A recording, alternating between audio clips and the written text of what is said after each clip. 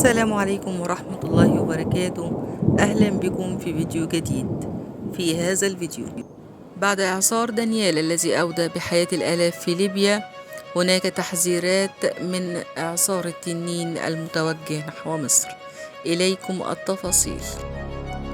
كشفت الدكتورة منار غانم عضو المركز الإعلامي لهيئة الأرصاد الجوية حقيقة احتمالية تعرض مصر لعاصفة التنين المدمرة في الخريف.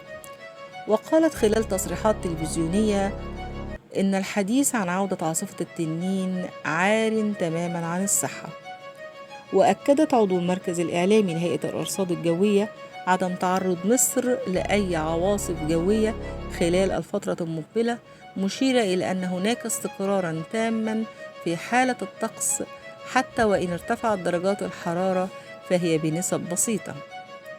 الجدير بالذكر أن عاصفة التنين قد وقعت في الشرق الأوسط في 12 من مارس سنة 2020 ميلادية، واستمرت عدة أيام، وجلبت معها أمطارا غزيرة وعواصف رعدية وفيضانات، وألحقت خسائر بشرية ومادية، وأغلقت الحكومة وقتها المدارس، وتوفي ما يقرب من 20 شخصا في مصر، وتم إغلاق مطار الأقصر الدولي وميناء الإسكندرية وميناء شرم الشيخ.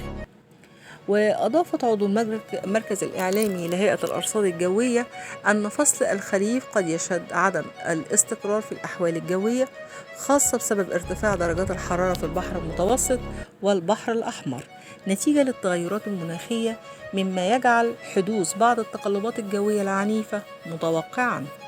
واختتمت عضو المركز الإعلامي لهيئة الأرصاد الجوية بالإشارة إلى أن كميات الأمطار في فصل الخريف ستكون أعلى من المعدل الطبيعي المعتاد في الصيف، مع تكون السيول على المناطق الجنوبية وسلاسل جبال البحر الأحمر والصعيد وسيناء، نتيجة امتداد منخفض السودان الموسمي المتجه نحو مصر. وفي نهاية الفيديو، وبناء على التقرير السابق، يمكن القول أن إعصار التنين لن يحدث بإذن الله في الأيام القادمة. دمتم بخير، والسلام عليكم ورحمة الله وبركاته.